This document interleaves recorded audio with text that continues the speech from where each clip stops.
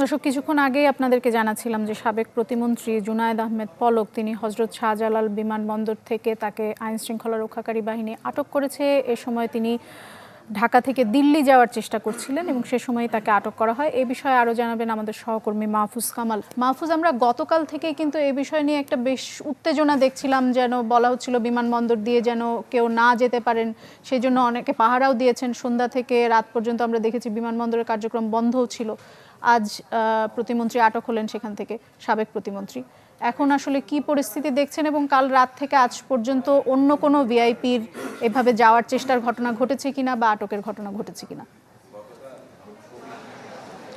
ধরা বিমানবন্দরের সার্বিক অবস্থা বলি যে রাতের পর থেকে, গতকাল রাতের পর থেকে এখন পরিস্থিতি স্বাভাবিক।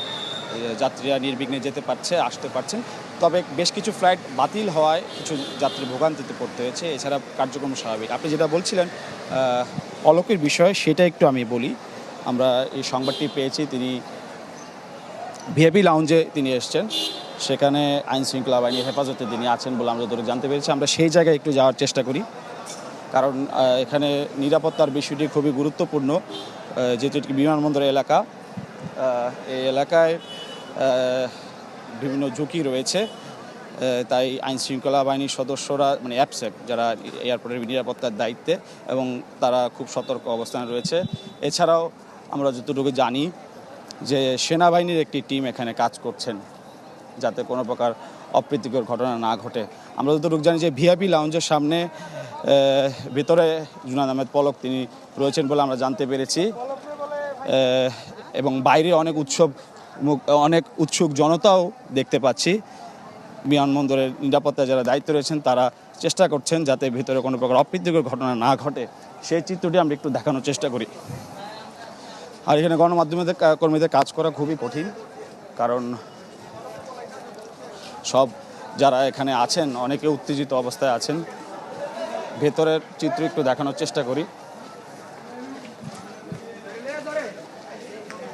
আমার ক্যামেরাম্যানকে বলবো যে এই পাশ দিয়ে আসেন। এই যে এটি হচ্ছে ভিআইপি লাউঞ্জ। ভিআইপি লাউঞ্জের সামনের চিত্র একটু দেখানোর চেষ্টা করি। এটা হচ্ছে ভিআইপি গেট। এই পাশ দিয়ে আসলে জুনায়েদ আহমেদ পলক তিনি ভিতরে প্রবেশ করেছেন। এখানে উৎসুক জনতা দাঁড়িয়ে আছে। এটি হচ্ছে বিমানবন্দরের ভিআইপি লাউঞ্জের গেট।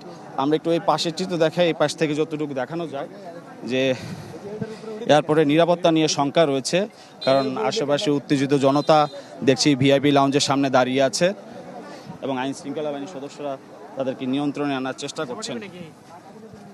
আমরা একটু সে চিত্র দেখাই।